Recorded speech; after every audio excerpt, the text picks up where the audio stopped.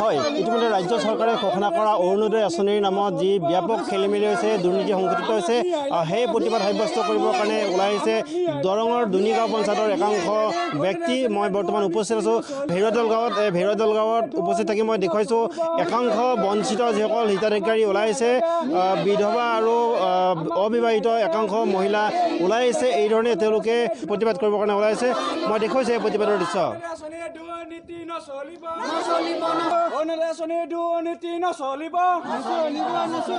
আমাক নিয়াই লাগে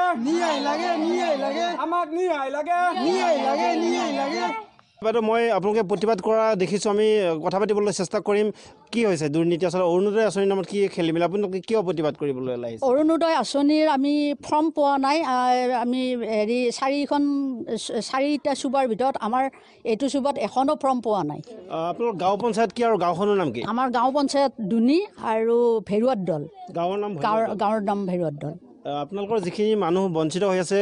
তেওঁলোক কোন শ্ৰেণীৰ মানুহ আমাৰ যিখিনি বঞ্চিত হৈ আছে অবিবাহিত আৰু বিধৱা বিকলাংগ খবৰ পাইছিলোঁ কিন্তু ফৰ্ম বিচাৰি যাওঁতে তেওঁ ফৰ্ম নাই বুলি ক'লে তেখেত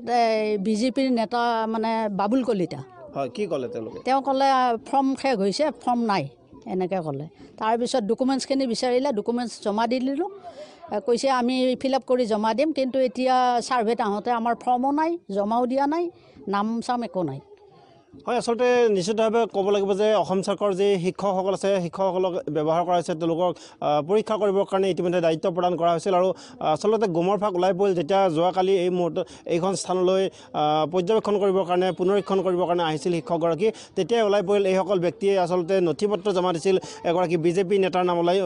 উল্লেখ কৰিছে বাবুল কলিতা নামৰ তেখেতৰ হাতত জমা দিছিল যদিও কিন্তু পৰিপ্ৰেক্ষিতত তেওঁলোকৰ নাম নাহিল কোনো এজনৰ নাম নাহিল তেওঁলোক বঞ্চিত হৈ পৰিল এগৰাকী মই দেখুৱাইছোঁ আইতা তেওঁ আচলতে হয়তো 70-80 বছৰৰ বৃদ্ধ এগৰাকী আইতা এই ধৰণে যথেষ্ট সংখ্যক ব্যক্তি ওলাই আহিছে মই আইতাগৰাকীৰ সৈতে কথা পাতিম চেষ্টা কৰিম কিমান বয়স হৈছে আপোনাৰ 80 বছৰ এই ফৰ্মখন পালে নেকি কিবা নাই পোৱা পেঞ্চন পাইছে নাই হয় আপোনালোকে শুনিলে যে এই আচলতে দুনিগাঁও পঞ্চায়তৰ অন্তৰ্গত এইসকল ব্যক্তি ভেৰুৱাদল গাঁৱৰ এইসকল ব্যক্তি ওলাই আহিছে একাংশ বিধৱা মহিলা আছে একাংশ অবিবাহিত মহিলা আছে একাংশ বিকলাংগ ব্যক্তি আছে এইসকল ব্যক্তি মই দেখুৱাইছোঁ একাংক্ৰমে অৰুণোদয় আঁচনিৰ ফৰ্মখন পালে নেকি নাই পোৱা আৰু মোৰ ল'ৰা ছোৱালী নাই পোৱা হয় এই ল'ৰা ছোৱালী নথকা এগৰাকী আইতা বহিছে তেওঁৰ পৰা আমি জানিলোঁ এইসকল ব্যক্তি বঞ্চিত হৈ পৰিছে আৰু একাংশ মহিলা ওলাইছে অবিবাহিত ব্যক্তি আছে বাইদেউ মই আপোনাৰ পৰা আকৌ এবাৰ সুধিব বিচাৰিম যে এই আঁচনিখন দিয়াৰ নামত কেতিয়াবা ধন বা আত্মীয় স্বজনে পোৱা অভিযোগ আহিছে নেকি আত্মস্বজনে পাইছে এখন ঘৰতে 4খনকৈ দিছে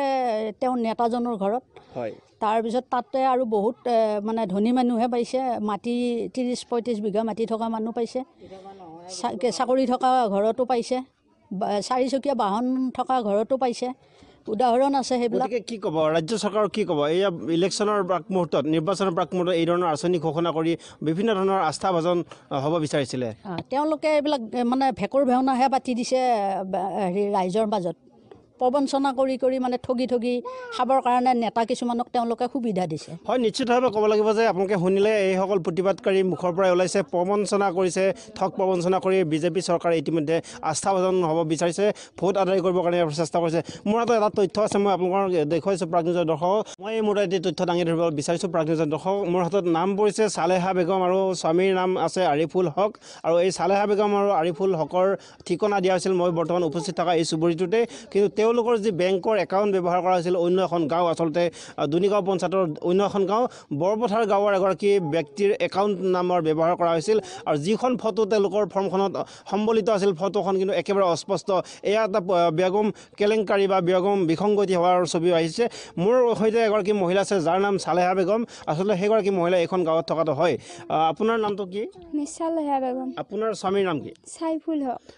চাইফুল হক আৰু চালেহা বেগম এগৰাকী প্ৰকৃত ব্যক্তি কিন্তু তেওঁৰ নামৰ বিপৰীতে চালেহা বেগমৰ নাম ব্যৱহাৰ কৰা হৈছে কিন্তু স্বামীগৰাকীৰ নাম আৰিফুল হক ব্যৱহাৰ কৰা হৈছে আৰু তেখেতসকলৰ বেংকৰ একাউণ্ট আৰু দিয়া হৈছে অন্য এখন গাঁও বৰপথাৰ গাঁৱৰ গতিকে এই ধৰণৰ বিভিন্ন বিসংগতিৰ আচলতে অৰুণোদয় আঁচনিৰ ফৰ্ম বা প্ৰমাণ পত্ৰ দাখিল কৰা হৈছে আৰু যাৰ ফলত এইসকল প্ৰকৃত হিতাধিকাৰী বঞ্চিত হৈছে গতিকে এইসকল হিতাধিকাৰীৰ যি প্ৰাপ্য যি যোগ্য তেখেতসকলক আচলতে ন্যায় কেনেকৈ কোনে প্ৰদান কৰিব দৰং জিলা জিলা প্ৰশাসনে বিভাগীয় কৰ্তৃপক্ষই বিজেপি নেতা পালি নেতাই কি ধৰণে তেওঁলোকক আচলতে বঞ্চিত হ'ল কি উত্তৰ দিব এইসকলৰ ভোটত বাইদেউ কি ক'ব শেষত আপুনি ৰাজ্য চৰকাৰলৈ কি ক'ব মই আহ্বান জনাইছোঁ তেওঁলোকে মানে এইটো সুতদন্ত কৰি পাবলগীয়া মানুহখিনিক যাতে পোৱাৰ ব্যৱস্থা কৰি দিয়ে পুনৰ তদন্ত দাবী কৰিছে এওঁলোকে আৰু পুনৰ তদন্ত কৰি এওঁলোকক যিসকল প্ৰকৃত হিতাধিকাৰী তেখেতসকলক পোৱাৰ ব্যৱস্থা কৰি দিবৰ কাৰণে এওঁলোকে দাবী কৰিছে গতিকে এইসকল বঞ্চিত হিতাধিকাৰীক কোনে ন্যায় প্ৰদান কৰিব আৰু যি বিসংগতি আৰু কেলেংকাৰী সংঘটিত হৈছে বিজেপি নেতাপালি নেতাৰ নেতৃত্বত বা বিজেপি নেতাপালি নেতাৰ যি আত্মীয় স্বজনে পাবলগীয়া হৈছে হাতী থকা মানুহৰ ঘৰত পাইছে চাকৰি থকা ব্যক্তিৰ ঘৰৰ পৰিয়ালত পাইছে 15-20 বিঘাতকৈ অধিক মাটি থকা ব্যক্তিৰ পৰিয়ালে পাইছে গতিকে একোখন ঘৰত 4-5 গৰাকীয়ে পাইছে ৱাৰ্ড মেম্বাৰৰ ঘৰৰ মানুহে পাইছে বিজেপি নেতাৰ ঘৰৰ পৰিয়ালে সকলোৱে পাইছে গতিকে এই ধৰণে যদি স্বজন তোষণ হয় প্ৰকৃততে এই বিষয়টো সন্দৰ্ভত ৰাজ্য চৰকাৰে বা বিভাগীয় কৰ্তৃপক্ষই কি ব্যৱস্থা গ্ৰহণ কৰিব কি ধৰণে ন্যায় প্ৰদান কৰিব সেয়া হ'ব লক্ষণীয়